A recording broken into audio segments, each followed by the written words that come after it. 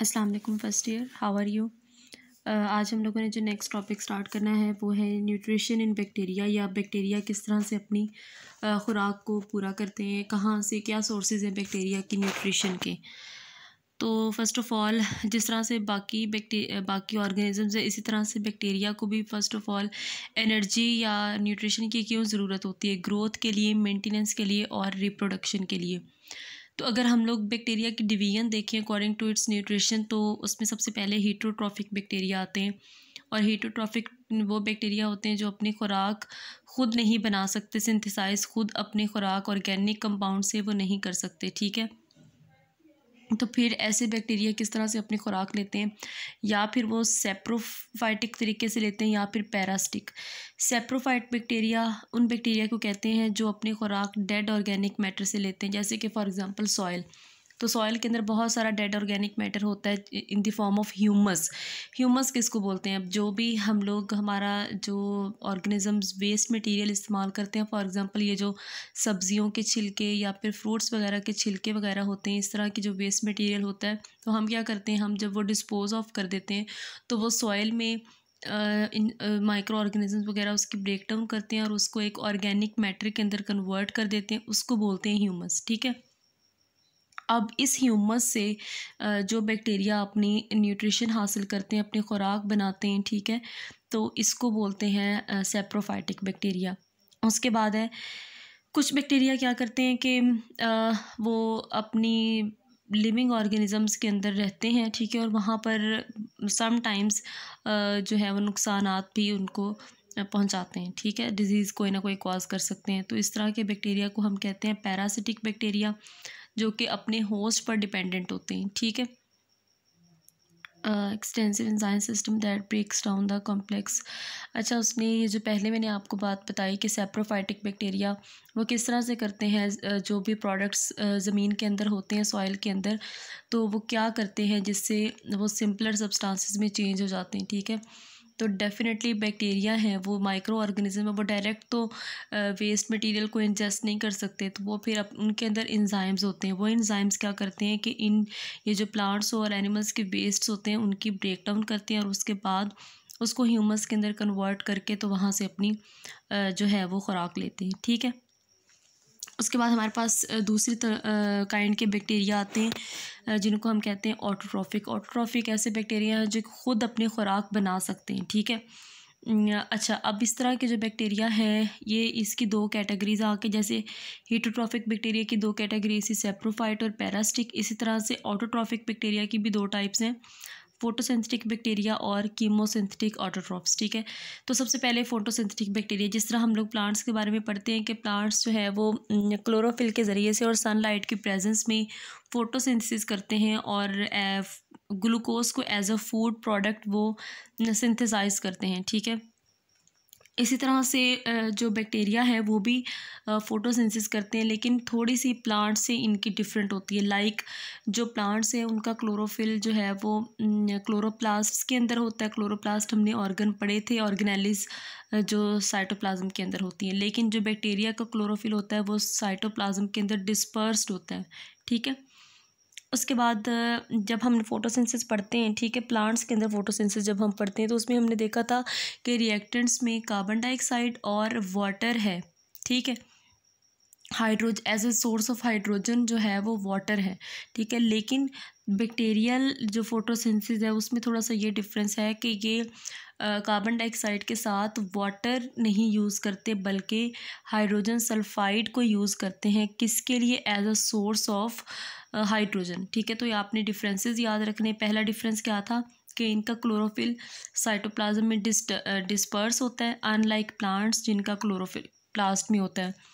Plants water use करते हैं, लेकिन जो बैक्टीरिया है वो हाइड्रोजन सल्फाइड यूज़ करते हैं for the purpose of obtaining hydrogen, ठीक है। उसके अलावा जैसे अब जब प्रोडक्ट्स बनते हैं तो वहाँ पर जो है वो ऑक्सीजन रिलीज़ होती है प्लांट्स की फोटोसिंथेसिस में, लेकिन बैक्टीरिया की फोटोसिंथेसिस में सल्फ़र रिलीज़ होगी, ठीक है। ये थे हमारे पास फोटोसिंथेटिक बैक्टीरिया। आगे हमारे पास रह गए हैं कीमोसिंथेटिक बैक्टीरिया, ठीक है। कीमोसिंथेटिक बैक्टीरिया क्या करते हैं कि ये जो ऑक्सीडाइज़ करते हैं इनऑर्गेनिक कंपाउंड्स को, जैसे कि अमोनिया, नाइट्रेट, नाइट्राइड, सल्फ़र वगैरह, ठीक है। इनको ऑक्सीडाइज़ करके फिर यहाँ से एनर्जी लेते हैं, ठीक है, और फिर इनके सिंथेटिक रिएक्शन के लिए ये इस्तेमाल करते हैं, ठीक है। तो इसका मतलब ये है कि जो नाइट्रीफाइंग बैक्टीरिया है वो एनर्जी पहले ऑब्टेन करते हैं, फिर यही वाली एनर्जी फोटोसिंथेसिस के प्रोसेस में यूज़ होती है। कि नीचे ये फोटोसिंथेटिक बैक्टीरिया में फोटोसिंथेसिस की रिएक्शन की इक्वेशन दी हुई है। कार्बन डाइऑक्साइड है, साथ हाइड्रोजन सल्फाइड है, लाइट और क्लोरोफिल, और फिर आगे बनती है एनर्जी रिलीज़ होती है, साथ सल्फ़र रिलीज़ हो रही है, ठीक है। नीचे वाली जो लास्ट लाइन है इसमें कुछ फोटोसिंथेटिक बैक्टीरिया की एग्जांपल्स दी हुई है। ये एमसीक्यूज़ के हवाले से इंपॉर्टेंट पॉइंट है। Green sulphur bacteria, purple sulphur bacteria, purple non sulphur and और ये बैक्टीरिया जो हैं ये सारे फोटोसिंथेटिक बैक्टीरिया हैं। उसके बाद है रेस्पिरेशन इन बैक्टीरिया। आमतौर पर हम जो रेस्पिरेशन है वो हम कहते हैं सांस लेने के अमल को, लेकिन थोड़ा सा इसमें डिफरेंस ये आ जाता है। जो ब्रीदिंग है ना, ब्रीदिंग जिसको हम कहते हैं, वो है असल में फ़िज़िकल, सिर्फ जो हम सांस लेते हैं, जैसे ऑक्सीजन को अंदर लेकर जाते हैं, कार्बन डाइऑक्साइड को बाहर निकालते हैं, ठीक है। तो ये है हमारे पास सांस लेने का सिंपल फिज़िकल प्रोसेस, ठीक है। रेस्पिरेशन क्या है? रेस्पिरेशन के ज़रिए से हम एक्चुअली में एनर्जी प्रोड्यूस करते हैं, ठीक है। तो बैक्टीरिया के अंदर रेस्पिरेशन दो तरह से होती है, एरोबिक और एनारोबिक। एरोबिक वो रेस्पिरेशन जो in the presence of oxygen होती है, और बैक्टीरिया और एनारोबिक वो रेस्पिरेशन जो in the absence of oxygen होगी, ठीक है, उसको एनारोबिक बोलते हैं। उसके अलावा कुछ ऐसे बैक्टीरिया होते हैं जो ना सिर्फ जिनको जो ना एरोबिक होते हैं ना ही एरोबिक होते हैं, ठीक है। तो ये प्रेजेंस ऑफ ऑक्सीजन में भी ग्रो कर सकते हैं और एब्सेंस ऑफ ऑक्सीजन में भी ग्रो कर सकते हैं। ऐसे बैक्टीरिया को बोलते हैं फैकल्टेटिव बैक्टीरिया। कुछ बैक्टीरिया इस तरह के होते हैं जो कि अगर ऑक्सीजन की कॉन्सेंट्रेशन कम भी होगी बहुत, तब भी वो सर्वाइव कर जाएंगे, ग्रो कर जाएंगे। ऐसे बैक्टीरिया को बोलते हैं माइक्रो एरोफिलिक। माइक्रो का मतलब होता है लो, कम, स्मॉल, एरो मतलब एयर, मतलब ऑक्सीजन, फिलिक मतलब अट्रैक्शन। तो ऐसे बैक्टीरिया जो कम ऑक्सीजन की मौजूदगी में भी ग्रो कर जाएं तो उसको बोलते हैं माइक्रो एरोफिलिक बैक्टीरिया। उसके बाद हमारे पास ये बहुत इंपॉर्टेंट टॉपिक है एग्ज़ाम्स के हवाले से भी, ठीक है, ग्रोथ एंड रिप्रोडक्शन। तो सबसे पहले बैक्टीरिया की ग्रोथ के बारे में हम थोड़ा सा देखेंगे कि ग्रोथ एक्चुअली है क्या। तो जब बैक्टीरियल सेल का नंबर इंक्रीज़ होता है, increase in number of bacterial cell is called growth, ठीक है। तो पहली बात ये कि बैक्टीरिया के अंदर जो है वो रिप्रोडक्शन या ग्रोथ जो है वो एसेक्सुअल रिप्रोडक्शन होती है, जिसको हम कहते हैं बाइनरी फिशन। फिशन का मतलब होता है ब्रेक डाउन, तोड़ फोड़, और बाइनरी मतलब इनटू टू, ठीक है। तो जब बैक्टीरिया सेल दो में डिवाइड होता है तो इस प्रोसेस को हम बोलते हैं बाइनरी फिशन, और बाइनरी फिशन एक एसेक्सुअल रिप्रोडक्शन का तरीका है, ठीक है। इसके अंदर होता क्या है कि सबसे पहले हमारे पास एक पेरेंट सेल है, जैसे कि आपको डायग्राम में नज़र आ रहा है, जो फर्स्ट सेल बना हुआ है, ठीक है, ये पेरेंट सेल है।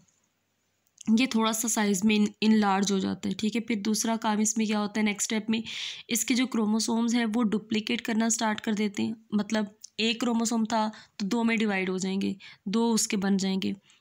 थर्ड स्टेप में आप देख भी सकते हैं कि जो प्लाज्मा मेम्ब्रेन है वो अंदर की तरफ पिंच हो जाती है, अंदर की तरफ इन्वेजिनेट हो जाती है, ठीक है। उसके बाद क्या होता है कि ये जो क्रोमोसोम दो बन गए थे, रेप्लिकेशन हो गई थी, एक आधे अगले हिस्से में चला जाएगा और एक दूसरे हिस्से में आ जाएगा, मतलब दो पार्ट्स बन गए हैं ना सेल मेम्ब्रेन की पिंचिंग की वजह से, ठीक है। तो दोनों क्रोमोसोम एक एक हिस्से में चलेंगे, समझ रखिए। उसके बाद क्या होता है कि मेम्ब्रेन और अंदर की तरफ पिंच होती है और दो सेल्स बन जाते हैं। बैक्टीरियल सेल जो है वो दो में डिवाइड हो जाता है, ठीक है। जैसे ही डिवीजन कंप्लीट होती है तो बैक्टीरिया अपने यूनिक फीचर्स को कंप्लीट करता है, अपने जितने भी ऑर्गेनेल्स वगैरह उसको कंप्लीट करता है, और सेल वॉल भी बनना स्टार्ट हो जाती है, ठीक है। तो इस तरह से बैक्टीरिया सेल डिवाइड करता है। अब हमने थोड़ा सा नीचे ग्रोथ को देखना है कि ग्रोथ की टोटल 4 फेजेस होती हैं। सबसे पहले उसमें है लैग फेज़। लैग फेज़ वो ग्रोथ का पीरियड है जिस वक्त बैक्टीरिया सिर्फ अपने आप को ग्रोथ या डिवीजन के लिए प्रिपेयर कर रहा होता है, ग्रोथ अभी स्टार्ट नहीं हुई होती, ठीक है। उसके बाद है लॉग फेज़। लॉग फेज़ में बैक्टीरिया रैपिड ग्रोथ करता है, मतलब ये कि एक्सपोनेंशियल रेट पे फुल ग्रोथ बैक्टीरिया की हो रही होती है। स्टेशनरी फेज़ वो फेज़ है जब बैक्टीरियल डेथ रेट और ग्रोथ रेट दोनों बैलेंस हो जाते हैं, इक्वल हो जाते हैं, तो उसको हम स्टेशनरी फेज़ बोलते हैं। उसके बाद डिक्लाइन फेज़, जब बैक्टीरिया का डेथ रेट जो है वो ग्रोथ रेट से ज़्यादा हो जाएगा तो उसको हम कहते हैं डिक्लाइन फेज़, ठीक है। उसके अलावा अब बैक्टीरिया के अंदर सेक्सुअल रिप्रोडक्शन तो नहीं होती माइटोसिस वगैरह के ज़रिए से, ठीक है, लेकिन बैक्टीरिया अपना जेनेटिक मटेरियल दूसरे बैक्टीरिया के अंदर ट्रांसफ़र कर देता है, किस प्रोसेस के ज़रिए से, कॉन्जुगेशन के प्रोसेस के ज़रिए से। लेकिन बैक्टीरिया के अंदर कोई ऐसा स्ट्रक्चर तो होगा जो कि कॉन्जुगेशन का प्रोसेस करवाता है। तो बैक्टीरिया के अंदर स्पेशलाइज स्ट्रक्चर है जिसको हमने कहा था पिलाई। तो पिलाई क्या करते हैं, एक बैक्टीरियल सेल से दूसरे बैक्टीरियल सेल के अंदर जेनेटिक मटीरियल को ट्रांसफ़र करते हैं through the process of conjugation, जिससे नई वैरायटी भी बनती है और बैक्टीरिया जो है वो ग्रो कर जाते हैं, ठीक है। तो that was all about bacterial growth and reproduction. ये एग्ज़ाम के हवाले से इंपॉर्टेंट लेक्चर है, तो आपने इसको अच्छे से याद कर लेना है, ठीक है। अल्लाह हाफ़िज़।